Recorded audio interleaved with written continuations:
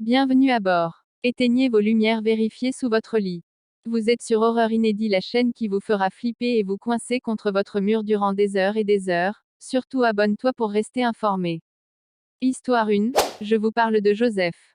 Joseph habite dans un petit village de France où il fait beau en plein nature et est un athlète de haut niveau qui aime le sport en plein air. Joseph nous affirme que ce samedi matin il se leva de bonne heure, se douche, fait son café, porte ses chaussures de sport et commença sa course à pied sur une autoroute à une seule allée éloignée des maisons. Bref, il n'y a personne sur la route à part Joseph. Il nous affirme qu'il vient de parcourir plusieurs kilomètres. Et qu'il commençait à avoir très soif, et que vu la distance qui sépare sa maison de sa position actuelle, décida de chercher une source d'eau dans les environs. Il avança de quelques kilomètres et vit de loin une moto garée dans les herbes. Il se posa de multiples questions sur cette moto en question, mais sans plus tarder, comme tout être humain, son instinct lui dit de courir et courir encore. Mais là où les choses se sont compliquées, c'est quand il s'est aperçu que la moto avait démarré et que cette moto lui prenait en chasse.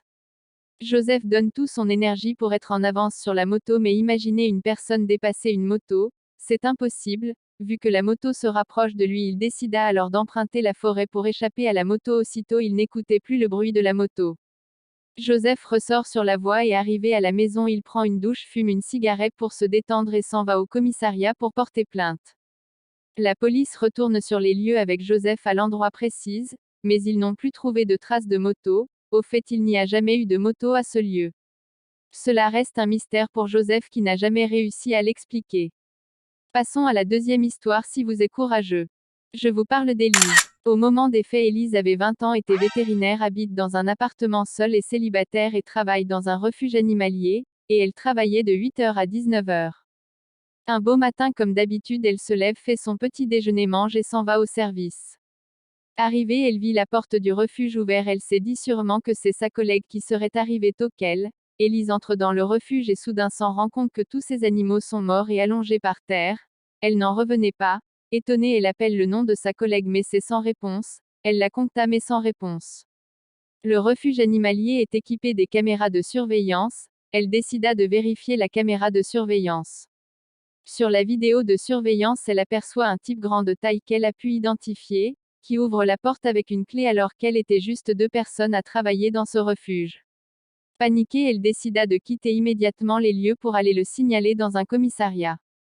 Aussitôt sortie, elle se rappelle avoir oublié la clé de sa voiture à l'intérieur du refuge, donc elle y retourna et prend sa clé. En sortant du refuge animalier, elle vit sur le mur une écriture disant « La prochaine sur la liste, c'est toi ». Paniquée, elle courut vers sa voiture, et la démarra à peine quelques kilomètres. Elle sentit la présence d'une autre personne dans la voiture. Aussitôt, elle regarde dans son rétroviseur et s'aperçoit du même type qu'elle a vu sur la vidéosurveillance derrière elle sur le siège passager. Elle sortit de toutes ses forces de la voiture, courut de toute son énergie pour aller au commissariat pour porter plainte. La police arrive sur les lieux, débuta une enquête grâce au portrait robot du type. 2 semaines s'écoulent mais la police ne l'a pas appréhendé. Un jour, Élise sortit pour laisser ses ordures à la poubelle, et s'est aperçue du monsieur de l'autre côté de la route voulant la traverser pour venir à elle.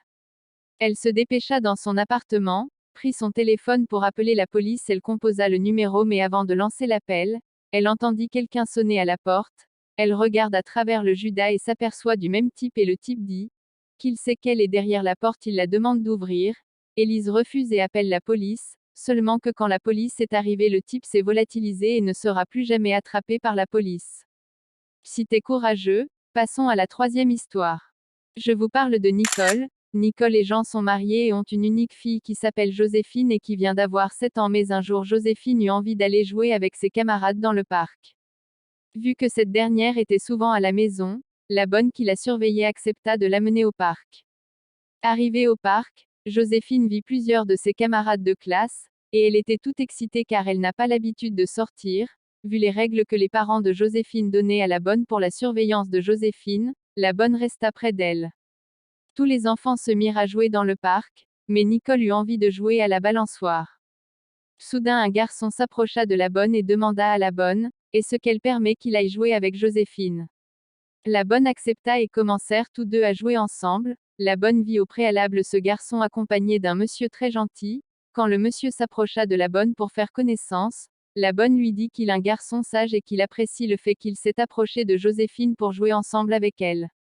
Et c'est en ce moment que le monsieur dit à la bonne que ce garçon a proposé de jouer avec la fille d'une personne hier, mais qu'il avait essayé de partir avec la fille. La bonne tourna vite ses yeux et ne vit plus Joséphine. Paniquée, elle appela les parents de la jeune fille. Ses parents arrivent tout de suite au parc, la police est mobilisée sur le champ.